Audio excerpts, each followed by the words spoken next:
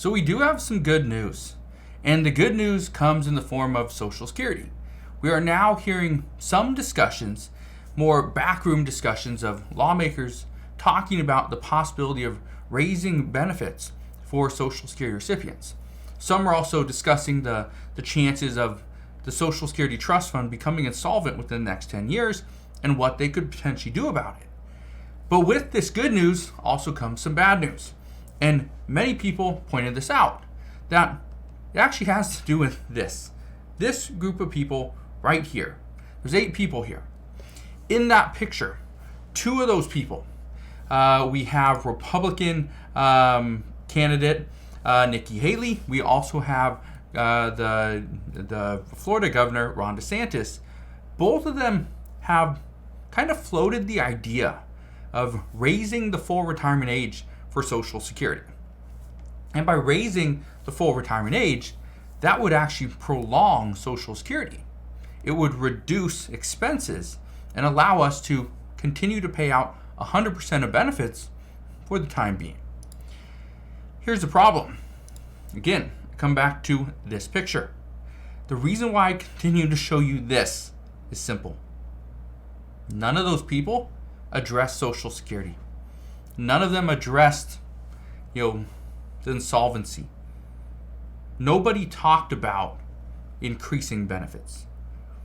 Nobody talked about, what could we do? Do we raise the full retirement age? Do we increase Social Security payroll taxes, the tax rate, or the tax cap? Nobody talked about that.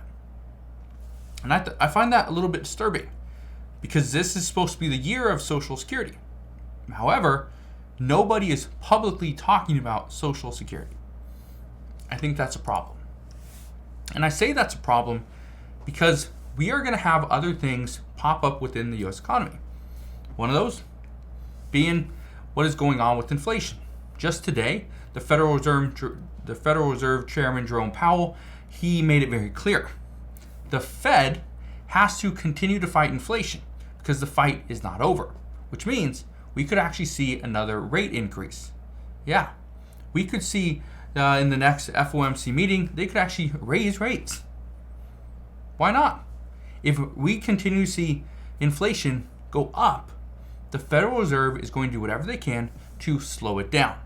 And slow down the economy they will. And with that said, there's also more good news for Social Security.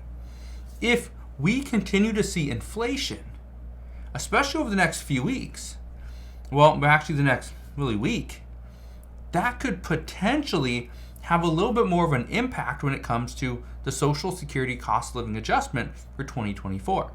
Keep in mind, we are going to see the cost of living adjustment either increase or decrease based off of really the next CPI report, which comes out in like 2 weeks.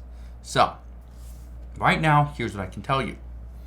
We only have about 7 weeks left until the next COLA is announced, the next cost of living adjustment. Now, let's go over these key points right here. It says the 2024 Social Security COLA, or cost of living adjustment, will likely be announced on October 12th, 2023. This is the big factor right here.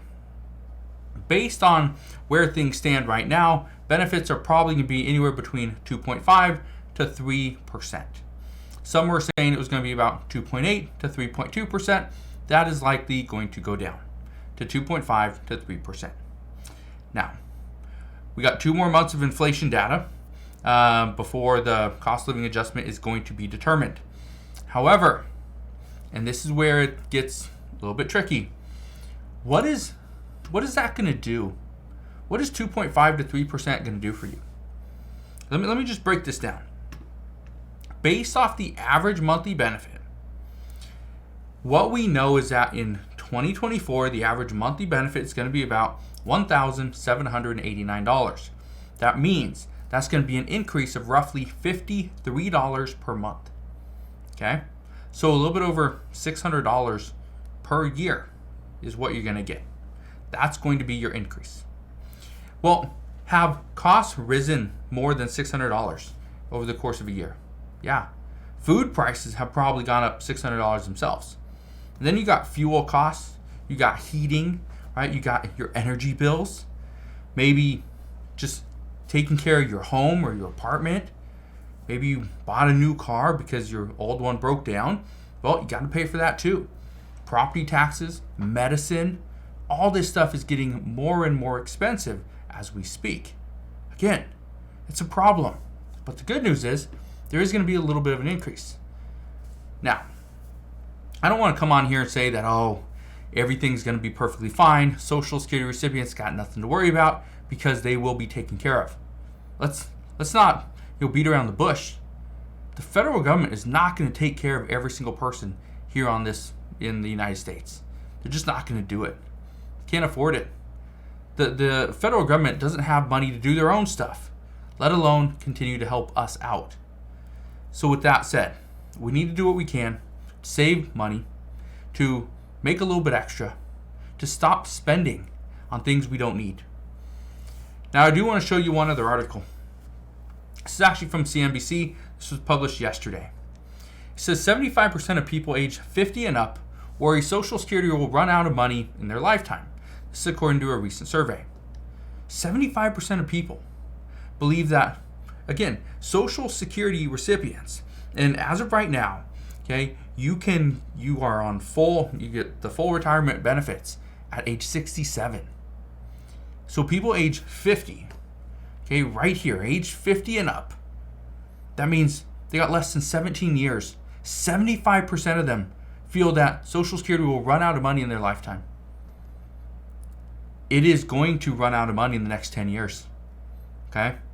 Just keep that in mind. Within the next 10 years, the Social Security Trust Fund will be insolvent. They will have no money, which means instead of getting 100% of your benefits, let's say you get $2,000 per month, instead of getting 100% of that and getting $2,000 per month, you're going to get about 78% of that. Okay? So you're going to get a little over $1,500 per month. You're going to lose over $400. It's going to be like $440 a month. You are going to lose simply because Social Security became insolvent. Now, I feel this is a very important thing, a very important topic. But how come these people are not talking about Social Security? How come it wasn't even brought up? How come it wasn't addressed? How come President Biden doesn't come out and talk about Social Security? How come, Vice President Kamala Harris doesn't come out and talk about Social Security?